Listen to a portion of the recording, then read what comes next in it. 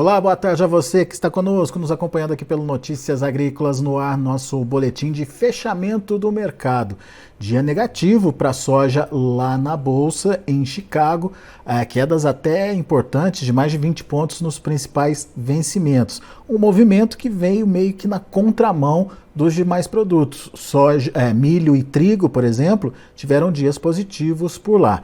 Vamos entender essa movimentação de Chicago e principalmente por conta dessa queda forte na soja hoje. Quem nos ajuda é Vlamir Brandalize, lá da Brandalize Consult. Seja bem-vindo, meu amigo. Obrigado, viu, Vlamir, por estar aqui com a gente mais uma vez. E semana começando meio que com o pé esquerdo aí, Vlamir. O que aconteceu? Boa tarde, Alex. Boa tarde a todos. Olha, Alex, a semana começou aí com vários fatores negativos ao mesmo tempo, agindo, né, sobre Chicago, principalmente sobre a soja, né. Tivemos aí uma forte oferta de farelo e soja da Argentina na última semana, melhorou as vendas por lá. Demanda de farelo global deu uma acomodada, né, final de ano, ritmo mais lento de demanda. Farelo recuando forte e automaticamente puxando a soja, mas a soja teve fator negativo. A pressão de alta do dólar aqui no Brasil, se isso pressiona negativamente, dólar mais forte aqui é pressão negativa em Chicago. Clima, muito importante o clima, algumas chuvas sobre a Argentina, condições de clima melhor no Brasil, clima regular no Paraguai, então isso também acabou pesando. E o mercado esperava aí que a China voltasse às compras pela manhã, com novos dados do uso, e não veio, né, Alex? A semana passada a China comprou, entre Estados Unidos e Brasil, aqui América do Sul, mais de 3 milhões de toneladas de soja. E a semana começou aí calmaria, né? Então... Normal, então, esse comportamento, essa tentativa aí de um mercado buscar lucro, né, Vlamir? A semana passada tentou os 15, né? Chegou a trabalhar acima nos 15 dólares, 15 e pouquinho ali, né, Alex? E hoje era um dia de buscar os lucros mesmo. Então, um dia técnico para buscar lucros e um dia de fundamentos curtos negativos, né? Os fundamentos médios e longos são bons, continua boa demanda dentro da China, margem de esmagamento na China positivo, mas fundamentos curtos aí, que é o clima de curto prazo, demanda de curto prazo e câmbio brasileiro principalmente, foram todos negativos hoje, né? Ô Vlamir, vamos então entender alguns dos fundamentos que você citou aí. A Argentina nas vendas já é por conta do dólar soja, esse destaque de vendas da Argentina? Eles estão apontando lá que já fecharam 2,7 milhões de toneladas de soja, então está andando bem. Então, aparentemente, aquela parada inicial do produtor, o temor e a reclamação de estar com prejuízo de 40 dólares por tonelada de soja, ele meio se esvaziou aí nesses últimos dias. Então, ainda tem que vender muito, né, o que o governo pretende aí nesse período seria aí pelo menos uns 4 bilhões de dólares em exportações. Então ainda está longe disso, né, Alex? Mas nesse novo câmbio, né, de câmbio de 230 pesos por dólar. Mas ele já deu uma motivada, vendeu um pouco mais, o ritmo é maior. Farelo também acabou aparecendo mais negócios. E isso acabou dando uma tranquilidade no mercado comprador, né? E o comprador, nesse momento, agora já estamos aí a questão de 2 semanas do Natal, é normal, o mercado, não só o mercado brasileiro, mas o mercado internacional dá uma acomodada, né, Alex? Nesse período aí. Pois é. Outra coisa que você citou, a questão das chuvas de volta aqui na América do Sul, principalmente na Argentina. Isso resolve o problema deles, Vlamir? Olha, Alex, eu acho que não resolve, porque a semana passada eles tiveram a semana mais quente deles, provavelmente em décadas. Então, a semana quente, de temperaturas altíssimas, muita lavoura que foi plantada vai ter que replantar, porque as plantas tinham germinado e morreram. Essas chuvas que estão voltando a cair na Argentina ainda não são regulares, não está numa situação ainda dentro da normalidade, foram chuvas parciais, pontuais.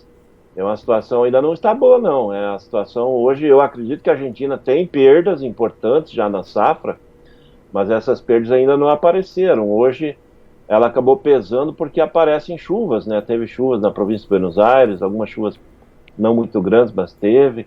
Tem indicativo para amanhã, ainda mais alguma coisa. Mas isso não resolve o problema deles não, Alex. Se cortar a chuva aí já nessa semana e a próxima semana ficar sem chuvas é complicado, porque eles ainda têm muito para plantar, né? A maior parte da safra está para ser plantada e o tempo passa, né, Alex? E o tempo passa e o período ideal está escapando. É. Por isso que você chama de fundamentos curtos, né? Fundamentos que têm aí uma ação imediata e curta aí sobre o mercado, né, Vlamir?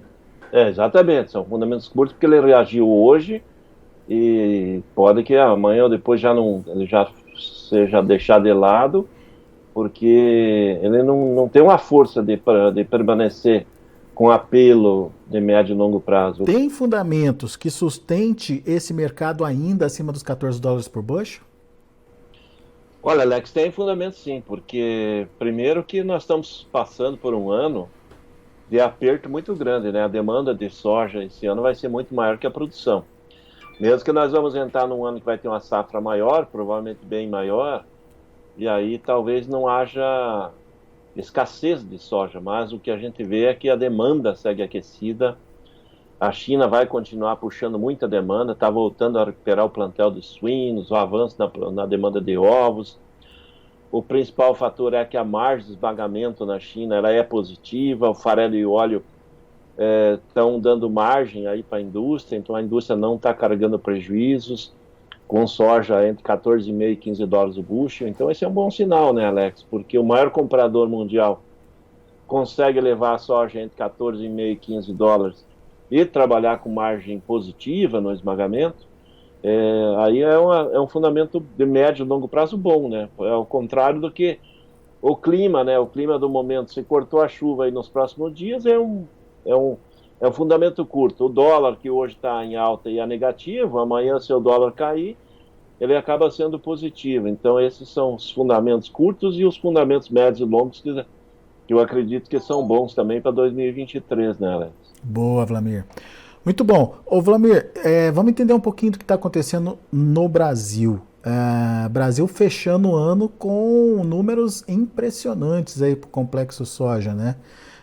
Como é que está sendo isso para o produtor, para o setor, enfim, qual a análise que você faz? Olha, o setor está faturando como nunca faturou antes na história da soja, né? Então, o faturamento na exportação, Alex, já está batendo quase 58 bilhões de dólares. De janeiro até a sexta-feira passada, pelos dados da CSEX, foram 57,9 bilhões de dólares em divisas que a soja, farelo e óleo trouxeram. O ano passado foram 43,9 bilhões de dólares no ano, então nós estamos muito à frente. O volume embarcado de soja, nesse momento de janeiro até agora, é 78,8 milhões de toneladas, é um grande volume, mas ele é um volume menor que o ano passado, né? A safra do ano passado foi bem maior. Então, ano passado eu tinha 84,8 milhões de toneladas, ou seja, tinha cerca de 6 milhões a mais, né? Então, o volume era esperado que a soja fosse um volume menor esse ano, mas o faturamento está maior, né? O que está surpreendendo é o recorde histórico de exportação de farelo, né? Já estamos com 20,8 milhões de toneladas. O ano passado era 16,8. O recorde histórico de exportação de óleo, né? Nós estamos com 2,7 milhões de toneladas de óleo exportadas. Já é recorde histórico anual também. E o ano passado era 1 milhão e 900. Então, o farelo e o óleo surpreendendo aí com um recorde. A soja em grão está dentro da normalidade, que era esperado. Vai provavelmente ficar perto de 80 milhões de toneladas embarcadas. Então é isso que devemos fechar o ano, e com soja superando eu acredito, pertinho aí dos 58 bilhões e meio, talvez um pouco acima, de dólares em faturamento. É muito dinheiro, né, Alex? Se a gente transformar em reais, isso aí vai dar mais de 350 bilhões de reais. Isso é mais que o dobro aí de toda esse dinheiro aí que está sendo disputado ali no Congresso aí pelo governo para manter aí os Bolsa Família, as coisas que vêm pela frente aí, né? O dinheiro que o novo governo quer gastar. Então só a soja está dando mais que o dobro disso aí em faturamento da exportação, né, Alex? E ainda tem os outros produtos, né? Tem todo o setor do agro em geral, milho também com recorde histórico de faturamento. Estamos muito bem, Alex, no setor. E o ano que vem, no caso da soja, já estou esperando que nós vamos faturar o ano que vem perto de 70 bilhões de dólares em exportações, Alex. Né? Ô Vlamir, deixa eu só entender uma coisa. A gente sempre falou da necessidade de agregar valor, né, às nossas commodities. Em vez de exportar o grão, exportar o farelo, exportar o óleo. Isso aconteceu esse ano, como você bem pontuou aí, houve um crescimento nas exportações dos derivados. Isso é uma tendência ou foi só uma oportunidade por conta da falta da Argentina no mercado? Enfim, como é que a gente pode entender esse avanço aí das vendas de derivados? Olha, Alex, nós vamos continuar avançando os derivados no passar dos anos. Vamos exportar mais farelo, mais óleo. Isso é uma tendência de avanço, mas não vai ser uma tendência de tomar espaço da exportação do grão, né? Porque o primeiro ponto que a gente tem que olhar é quem que é o maior importador. E o maior importador chama China. E a China, ela dá preferência de importação de grãos, da soja em grãos, porque ela tem um parque de esmagamento interno gigantesco. A China tem hoje mais de 180 milhões de toneladas em capacidade de esmagamento de soja anual. Ela é a maior em capacidade, supera os Estados Unidos e Brasil. Então, e ela prefere esmagar lá, porque o custo do esmagamento na China é mais barato que no Brasil e mais barato que nos Estados Unidos, né, Alex? Então é preferível ela esmagar lá, gera emprego lá e custa menos para esmagar lá, porque uma tonelada de soja esmagada lá na China é menos de 10 dólares, aqui no Brasil é mais de 20, então essa diferença ela acaba se agregando valor lá para a indústria deles, né, Alex? Porque depois no mercado global, farelo e óleo ele tramita por Chicago, então é isso que acaba trazendo um apelo aí deles importar mais grãos. Eu acredito que vão continuar importando mais grãos, mas eles abriram uma boa oportunidade, né? Porque esse ano eles permitiram o Brasil exportar farelo para a China. E então nós exportamos farelo, óleo, grão, todos os produtos são exportados para eles, são os maiores compradores.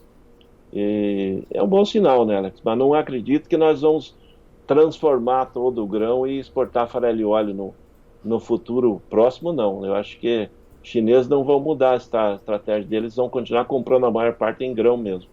Muito bom. Vlamir, só para a gente finalizar, como é que foram as negociações hoje no Brasil? Chicago caiu, mas o dólar subiu. Uma coisa compensou a outra? Parcialmente, né, Alex? Poderia ter caído mais, porque hoje nós tivemos o dólar aí puxando forte, mas hoje as cotações nos portos em relação à sexta-feira, elas estavam cerca de R$2 abaixo aí. Hoje se falava 187, no máximo 188 aí nos portos, e a semana passada, na sexta-feira, era 189, 190. Então, em média, estava perto de R$2 a menos que sexta-feira, não por causa porque o dólar acaba compensando, mas nós tivemos também o prêmio, né?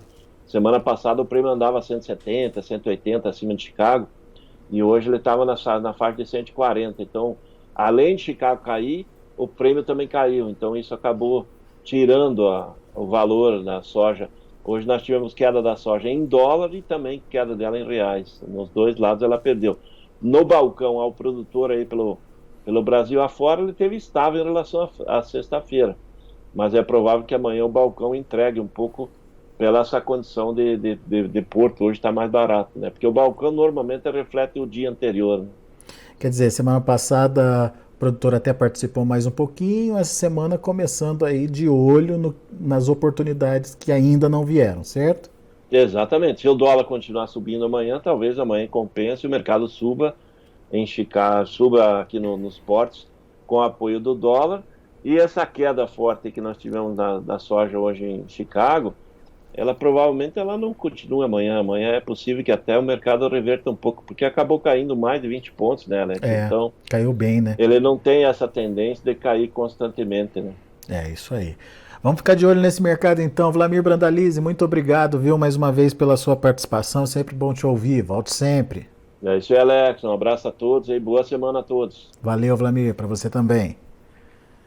Tá aí, Vlamir Brandalize, da Brandalize Consulting, aqui com a gente, trazendo as informações de um dia negativo para a soja lá em Chicago. Vamos conferir? Janeiro, 14 dólares e 60 centes por bushel, uma queda de 23 pontos mais 25.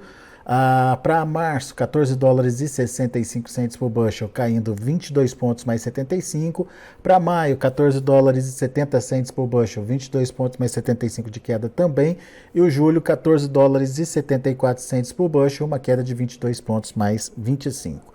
Vamos ver o milho. Milho para dezembro, 6 dólares e 41 centes por bushel, 6,5 de alta. Para março, 6 dólares e 54 centes por bushel, 10 de alta.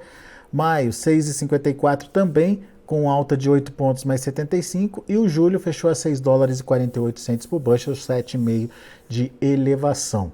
E para finalizar, a gente tem o trigo. Trigo para março, 7 dólares e 54 centes por bushel, subindo 20 pontos e meio. Maio, 7 dólares e 64 centes por bushel, 19 pontos mais 25 de alta.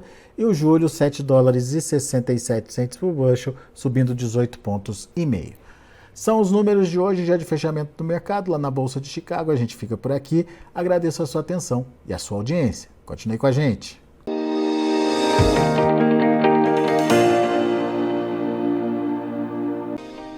Se inscreva em nossas mídias sociais. No Facebook, Notícias Agrícolas. No Instagram, @Notícias Agrícolas. E em nosso Twitter, @Norteagri. E para não perder nenhum vídeo, não se esqueça de nos acompanhar no YouTube e na Twitch, Notícias Agrícolas Oficial.